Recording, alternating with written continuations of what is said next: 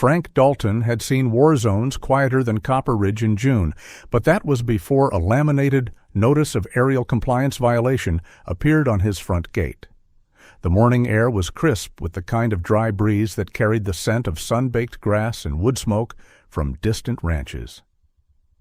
Luke Dalton stepped out of his beat-up Ford with a duffel bag in one hand and a dented laptop case slung over his shoulder.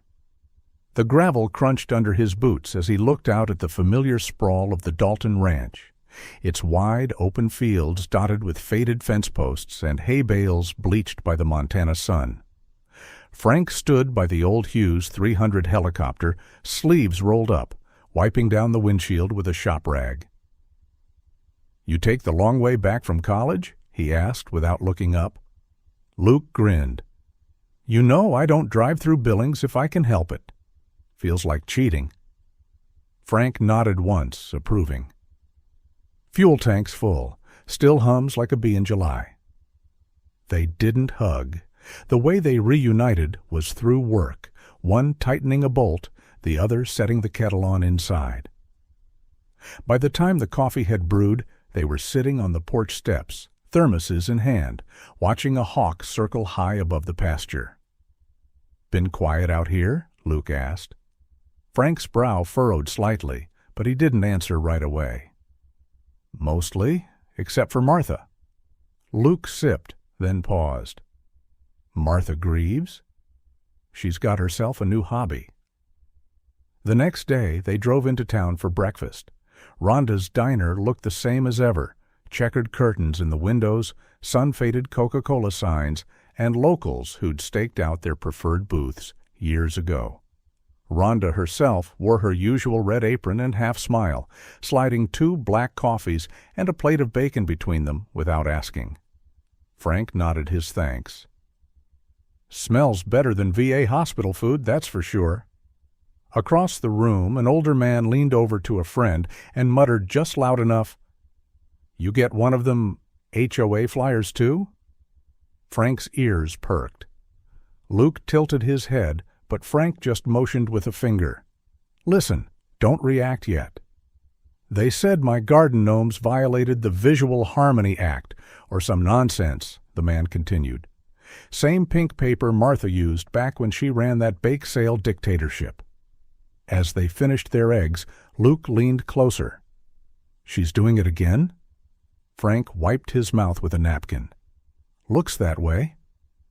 When they got home, the first thing they saw was a laminated sheet zip-tied to the front gate, flapping lightly in the wind. The bold, underlined title read, "Notice of Aerial Compliance Violation, Code 7.2.3a. Beneath that, a list of infractions. Unauthorized aircraft parking, flight path interference, and lack of HOA flight permits." At the bottom was a printed signature. Chairwoman Martha Greaves, Wisteria Flight Authority. Luke stared at it. "Wisteria Flight what?" "She made herself an air marshal," Frank said dryly, snapping off the zip tie and folding the sheet into quarters like it was a gas station receipt. That evening, while they grilled leftover sausages and fixed the coop gate, a car crept by on the road just beyond the fence. Beige SUV, hazard lights blinking in slow, hypnotic pulses.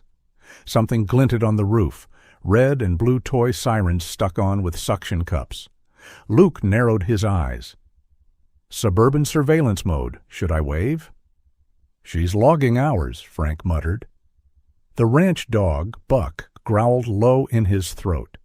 He only did that when coyotes got too close, or when Martha was near. Later that night, Frank sat at the kitchen table with his reading glasses perched low on his nose, flipping through a dusty binder labeled Dalton Airstrip, FAA Regs 1993 to present. Luke watched him highlight a paragraph and underline another. "Don't tell me you're actually taking this seriously." Frank didn't look up. She quoted Article 5, Section B. That was repealed 6 years ago. Whole HOA disbanded. So she's bluffing? Or she's building something worse. The sun crept up slow the next morning, catching the tops of the pines with a golden sheen. As Frank stepped out with a bag of trash, the porch creaked softly under his boots. He whistled low, the way he always did when the coffee was nearly ready and nothing urgent was breaking. But when he reached the edge of the gravel, he stopped short. Martha was in the driveway, clipboard tucked under one arm, measuring wheels spinning across the edge of the landing pad. She wore a neon orange vest emblazoned with the words Air Safety Patrol in thick black lettering. Martha Greaves didn't just bring back the HOA, she rebranded it, laminated it, and declared herself chairwoman of a committee that didn't exist. It started with the mail. On a sleepy Wednesday morning, every resident of Copper Ridge found a thick, glossy booklet stuffed into their mailbox. The cover was embossed with a gold foil logo of an eagle perched on a picket fence. Across the top, in bold serif font, it read, Wisteria Pines, Community Compliance. Handbook 2024. Subhead, Restoring Order, 1 yard at a time. Frank held the thing like it might be contagious. Luke, sitting on the porch with a cup of coffee, took it from him and flipped through. This looks like it was printed at a wedding shop. Inside were 56 pages of single-spaced rules, lawn ornament quotas, guidelines for barbecue smoke emissions, approved fence paint colors based on a Serenity Index. A section titled Aerial Conduct and Airspace Harmony caught Frank's eye. Luke raised an eyebrow. Did she just outlaw your helicopter? Frank didn't respond right away. He was remembering something from a long time ago. Vietnam, a green lieutenant who once sketched his own battlefield map and got half a squad turned around near enemy lines. He'd said it then, and he muttered it now. Authority without accountability. Later that morning, Frank stopped by the general store for motor oil. Bud, the owner, stood behind the register, fiddling with a receipt roller. He greeted Frank with a slow nod. Guess you got the book, too? Frank dropped the oil on the counter. Yep. Bud tapped the side of his head. Lady's got clipboards coming out her ears. Heard she converted her garage into a command post. Wouldn't surprise me. As Frank walked out, he glanced at the bulletin board beside the exit. Pinned there with tacks shaped like acorns was a new flyer. Town Hall, briefing on civic order, attendance encouraged. It listed no date, only said, upon notification, signed, of course, by Chairwoman M. Greaves. Back at the ranch, Luke was outside testing a new drone, the kind with infrared and extended range. It buzzed up over the pasture, banked gently over the barn, and returned like a lazy hawk. He landed it with ease, then noticed something odd nailed to the fence post just beyond the garden shed. He jogged over and read the laminated sign. No Drone Zone, Code 11.4, Air Interference Prevention Statute. Printed in Comic Sans. Luke ripped it off with a grunt. Frank was fixing the chicken wire near the coop when Mrs. Delaney pulled up in her teal Buick. She got out carrying a glass dish wrapped in a checkered cloth. "Thought you boys could use something sweet," she said. "A lot of static in the neighborhood lately." Frank smiled. "Much appreciated." She looked over both shoulders, then leaned closer. "Between you and me, I think Martha's gone off the deep end. But don't tell her I said so. I've still got 3 garden gnomes in my front yard." Inside, Luke had just opened a new envelope that had arrived by hand. No postage, no return address. The paper inside was thick, cream-colored, with decorative borders and a watermark shaped like a maple leaf. It read, "Summons to HOA Tribunal Hearing. Aerial Misconduct Allegation. Violation, Community Sky Ordinance 3.7. Date, pending. Location, disclosed upon RSVP." Frank read it, then placed it slowly on the table. "She's staging a trial." Luke laughed once, no humor in it. She really thinks she's the FAA.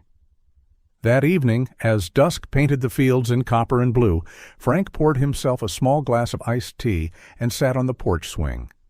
Luke stood nearby, arms crossed, watching a shadow pass quickly overhead. "What was that?" Frank asked. Luke opened his laptop and checked the drone logs.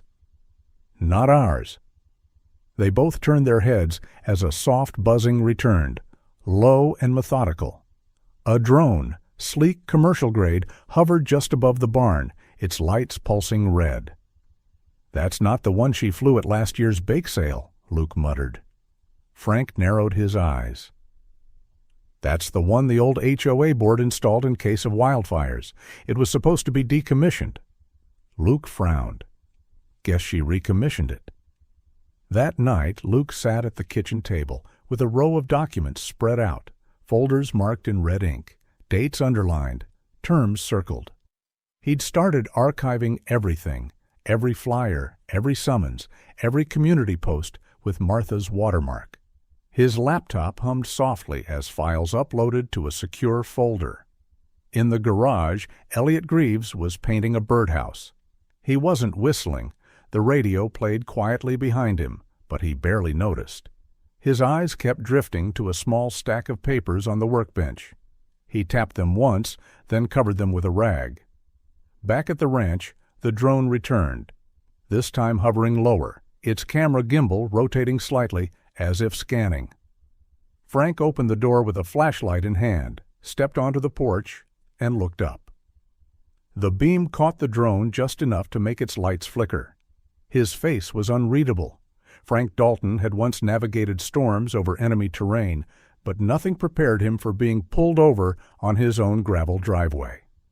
The morning started early, the sky still pale with mist, clinging to the tops of the cottonwoods. Frank moved with practiced ease, loading the last of the cargo cases into the rear compartment of the old Hughes helicopter. Today's flight was no ordinary supply run. He was contracted by the governor's office to pick up a representative from Bozeman and deliver them to a regional event. Light logistics, a quick touch and go, but official. The kind of job that kept him semi-retired, sharp and useful. He double-checked the checklist. Fuel, topped, radios, tested, weather, clear enough.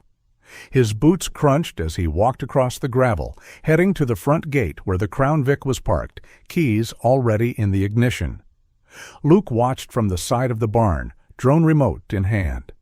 He wasn't flying yet, just watching. He'd been cautious ever since the drone incident the night before, and something in his gut told him today might tip into strange. Frank slid into the car, started it with a low growl, and eased into reverse, backing slowly down the driveway. That's when it hit. A sharp, tinny whoop of a siren, then a long, drawn-out blast that sounded like it came from a novelty bullhorn. A beige SUV jerked into view, blocking the driveway entirely, lights blinking red and blue from plastic mounts on the roof. On the driver's side door was a decal hastily stuck on. Wisteria Pines Patrol, Civic Enforcement Division. Frank didn't brake hard. He simply stopped and waited, engine idling, hands resting lightly on the wheel. The SUV door slammed. Out stepped Martha Greaves, wearing a tan uniform shirt, a reflective vest, and aviator sunglasses 3 sizes too big for her narrow face. In one hand, she held a laminated folder. In the other, a bright orange megaphone. "License and registration," she barked, stepping toward the car. Frank rolled down the window. "Morning, Martha." She didn't flinch. "You are in direct violation of community airspace protocols. Your vehicle presents a visual provocation and undermines neighborhood aesthetic standards." Frank raised an eyebrow. "You mean my helicopter? Or this old Crown Vic?" "Both," she snapped, "and your paint scheme is intentionally aggressive." From behind her, Elliot Greaves emerged slowly, head bowed slightly, holding a thick binder marked in red letters. Enforcement Evidence, Phase 2.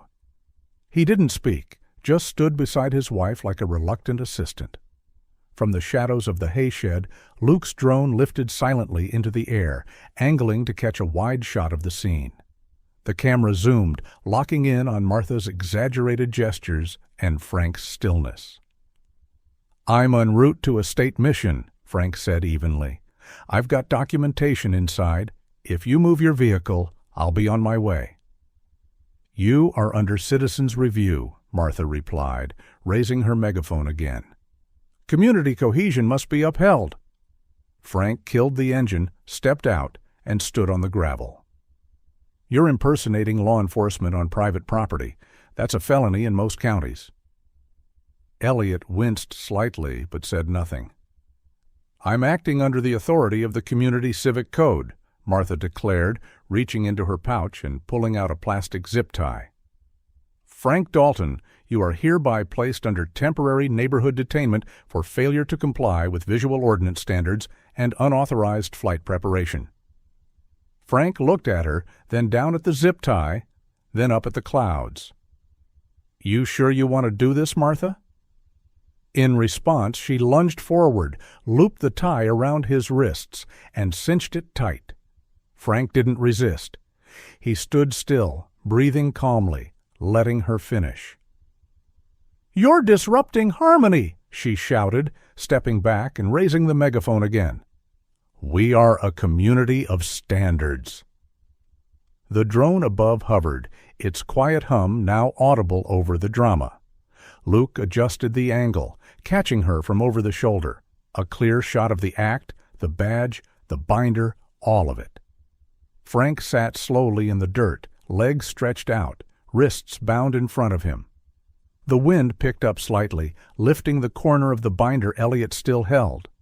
One of the papers inside looked suspiciously like a citation template, printed on floral stationery. Elliot glanced down, then back at Frank. His mouth opened, but nothing came out. Martha stood triumphantly beside her SUV, one hand on her hip, the other still gripping the megaphone. "We have rules for a reason. If we let one person defy them, the whole neighborhood crumbles." Frank didn't answer. He simply looked out toward the road, where a faint rumble was approaching. The siren blared again, this time not from a toy speaker. A black and white sheriff's cruiser rolled slowly down the gravel, tires cracking over the dust, coming to a stop just yards away. The driver's side door opened, and Deputy Sandra Quinn stepped out. She wore no sunglasses, no megaphone, no vest, just her badge, and a look that said she'd been through this rodeo before. Her eyes took in the scene, the zip ties, the megaphone, Frank seated calmly in the dust, and Martha standing like a backyard general. She didn't speak right away. She just looked at Frank, then at Martha, and the look she gave said everything. Not again. The video of Frank Dalton zip-tied in his own driveway was on 10 phones by lunchtime, and on the Copper Ridge Community Facebook page by dinner. Luke hadn't intended to upload it. Not at first, but when he saw the way folks leaned over booths at Rhonda's diner, whispering about what happened up at the Dalton place, he knew the town needed to see what Martha had really become. So he clipped the raw drone footage, trimmed the silence, and overlaid a slow zoom when Martha shouted, "Community cohesion," through a megaphone while standing beside a man she'd illegally detained. Frank watched the clip once. No sound, just his quiet nod and seated calm as the siren blared behind him. "If you're going to get tangled up in small-town drama," Luke muttered, "make sure you're the one holding the camera." It was something an old professor had once joked after Luke filmed a student protest. It rang truer now than it ever did then. They sat in Frank's living room, the ceiling fan humming, and a ball game muted on the screen. Luke's laptop cast a bluish glow as he worked, dragging timestamp overlays and enhancing audio levels. Frank flipped through a yellow notepad, making a list of who might speak up, who'd been pushed just far enough by Martha to consider siding with them. By mid-afternoon, Frank stood across the counter from Deputy Quinn, holding a USB drive in one hand and a written statement in the other. "She zip-tied me, Sandra." "I know," Quinn replied, taking the drive and sliding it into a drawer. "Doesn't make it legal, no matter how many clipboards she owns." "She's using old HOA drones," Luke added, and Elliot was relaying messages. He had a binder full of citations. Quinn leaned back in her chair, her voice calm but low. "This isn't the first time someone's tried to weaponize community bylaws. But this one's different. She's built herself a system. Quiet, precise, and she's scaring people just enough to keep them still." Frank placed both hands on the counter. "Then it's time we make 'em loud again." She nodded once. "We'll start the process, but if this goes public, it'll need more than just a clip. You need it airtight." Back at the house, Luke pulled the blinds halfway and dove into the footage archive. He cross-referenced drone angles with timestamps, identified Elliot's position during the arrest, and started piecing together a digital timeline. Every megaphone shout, every false badge flash, every claim about visual provocation. He made sure it was crisp, clear, and chronological. That evening, as the sun dropped behind the ridgeline, Elliot Greaves pulled into the driveway in a truck with one headlight out. He didn't honk, didn't call out, just stepped out slowly with a cardboard box in his arms. Frank met him halfway. "She's lost the line," Elliot said simply, eyes red at the edges. "This was never how it was supposed to go." He handed the box over. Files, old forms, meeting notes, a couple of internal HOA memos printed on pastel stationery. No words of defense, no excuses. Just a slow, tired nod before he turned and left without another sound. Luke opened the box and whistled low. "We're not just holding the camera anymore, Dad. We've got the script." Later that night, Luke headed toward the old tennis courts where the HOA once stored seasonal banners and extra chairs. The shed sat unused until recently. He jimmied the latch with a flathead screwdriver and slipped inside. It smelled of mothballs and dust. But there, on a shelf between two boxes labeled Spring Jubilee Buntings and Emergency Ice Melt, sat a rugged black case. He flipped the latch and found the drone controller, still humming faintly. Next to it was a hard drive labeled Skywatch Flight Archive. Back at home, Luke connected it to his laptop. Files popped up, dozens of folders, names like patio surveillance, vehicle colors, and flight violations. Some were labeled with neighbor addresses. A few were empty, but most weren't. Frank watched silently as Luke clicked through them. Some files were marked deleted, but Luke dug deeper. They weren't gone, just hidden. One folder contained full footage of the day Frank was zip-tied, including audio from Martha's headset. They took it to Quinn the next morning.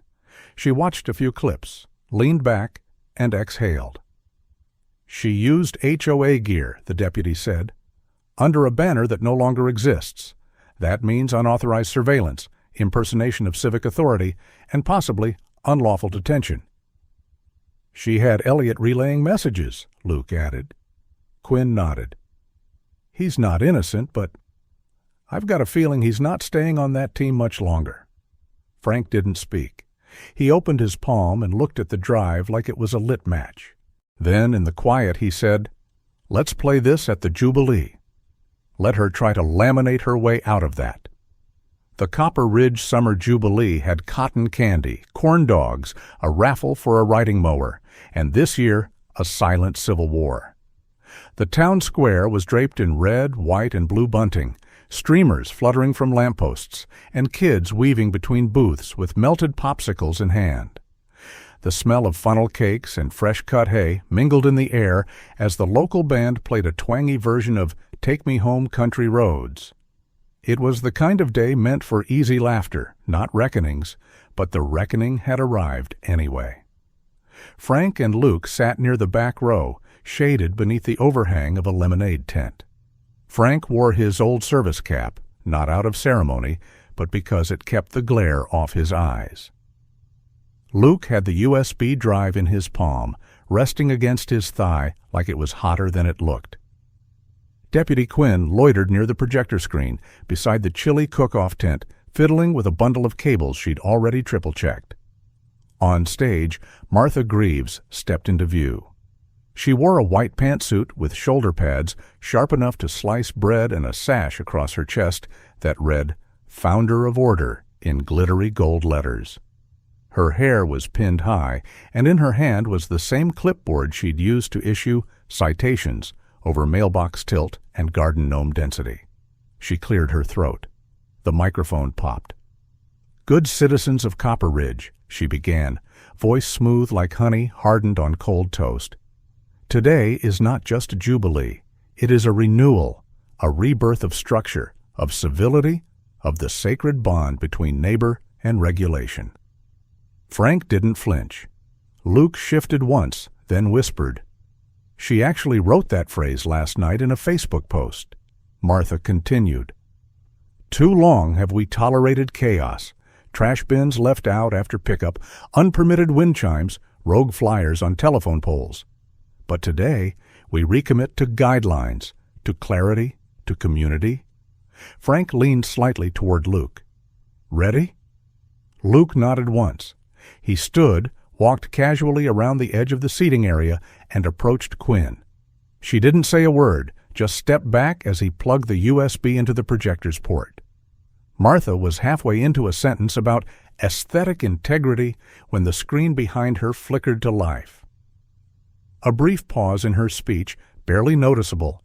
Then the drone footage played. At first, the crowd thought it was part of her presentation, but then her own voice barked from the speakers, "License and registration!" The image showed her charging at Frank with a zip tie, Elliot trailing behind with a binder. Gasps rose. Someone dropped a paper plate of cherry pie. The footage cut to a zoomed-in shot of Martha shouting through a megaphone, "You are disrupting harmony!" Then another clip, her standing over Frank, who sat calmly in the dirt, wrists bound, as flashing lights blinked behind her. Martha froze. The microphone slipped in her hand, screeching feedback across the speakers. Frank stood now. Luke did too. From the crowd, Elliot stepped forward. His hands trembled, but his voice carried. She faked signatures," he said. "The citations, the threats, they weren't real. She left notes on people's porches at night, scared them into silence, including me." A murmur spread like ripples in a pond. Faces turned toward Martha, some confused, others ashamed. Deputy Quinn stepped forward and unfolded a piece of paper, her voice steady. "Following review of this footage and multiple statements, Martha Greaves is now under official investigation for impersonating a public officer, misuse of surveillance equipment, and coercive community practices. Further action pending." For a moment the square was still. Then someone clapped, one pair of hands, then another, then a third. It wasn't a cheer. It was something quieter. A release. A town slowly waking up from something they hadn't realized had overtaken them. Martha snatched the microphone back. Her voice cracked. "Without me, this town will fall apart." She hurled the clipboard across the stage, its laminated contents fluttering like defeated paper birds. Then she stormed off, heels clacking against the plywood platform, cutting through the rows of stunned neighbors without a word. She vanished into the parking lot alone. Copper Ridge didn't talk about the clipboard incident much, but you could feel it in how long the porch light stayed on at night. It wasn't exactly fear, more like the echo of something that rattled the peace, a low hum under the usual calm. Conversations were softer now, but not guarded, just reflective. At Rhonda's diner, the talk shifted back to weather, crop yields, and whether Bud's new puppy would finally stop chewing through porch railings. But there was a pause now, sometimes, when someone mentioned regulations or HOA meetings, as if the memory of laminated nonsense still hung in the air like summer gnats. At the Dalton Ranch, Frank stood near the airstrip, measuring wheel in hand. fresh chalk lines stretching across the sun-dried grass. Luke helped place the new windsock, laughing when the thing caught a gust and spun around like a weather vane in a dust devil. "You sure you want to remark it?" Luke asked. "You're technically retired again." Frank shrugged. "Old habits, and it keeps me out of the house." The drone passed overhead, smooth, silent, and theirs. Luke piloted it with ease, letting it coast over the barn and loop around the silo, more as a symbol now than surveillance. They didn't need eyes in the sky anymore. They just liked knowing they could still look. The old HOA shed by the tennis courts stood unlocked, its door ajar. Inside, the shelves were bare, save for a single binder left behind, blank pages and a plastic ruler. No one wanted it. No one missed it. Deputy Quinn stopped by the ranch that afternoon. She leaned against her cruiser with an iced tea in hand, watching Luke fiddle with a new lens attachment. "State decided not to press charges," she said. "Too much paperwork, but she's not coming back, far as anyone can tell." Frank nodded. "She left on her own?" "Neighbor in Pine Hollow swears they saw her measuring lawn height with a level. No confirmation." They all chuckled, but it didn't quite carry the same bite. Just relief. Elliot, meanwhile, had changed. He looked lighter, not in weight, but in posture. His shoulders no longer hunched, and his voice, once a hesitant murmur, had gained volume. He opened a small woodworking shed just outside town, painted sage green with hand-lettered signage that read, "Elliot's Birdhouse co-first customer was Pastor Milton." The second was Frank. The birdhouse he gave Frank was shaped like a little control tower with a weather vane on top and the number 27L carved into the base. Frank placed it near the edge of the airstrip where the wind always caught best. A letter arrived in the mail that week, official stationery from the governor's office. A thank you for Frank's service, a polite inquiry about a standing contract, and a note of appreciation for his continued dedication to community resilience.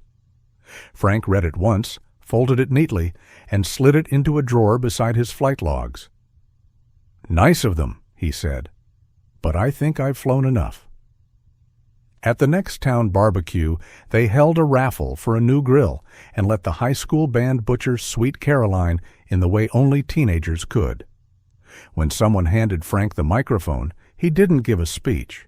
He lifted his cup of lemonade, tipped it toward the crowd, and said, "To clear skies and staying in your own yard." Laughter rippled, the kind that settled into people's bones and stayed for a while. Later that week, Luke checked the mailbox and found an envelope with no stamp, no return address. Inside was a single slip of paper. Typed, centered, no punctuation. "Your yard is next?" He stared at it for a long moment, then looked out across the field to where the birdhouse stood, catching the wind. He didn't tell his dad right away. Instead, he folded the note, slid it into his laptop case, and opened a new folder on his desktop. He labeled it Project Skywatch, Phase 2. In the quiet days that followed, the people of Copper Ridge didn't speak of Martha's downfall, but you could feel the change in how they greeted each other.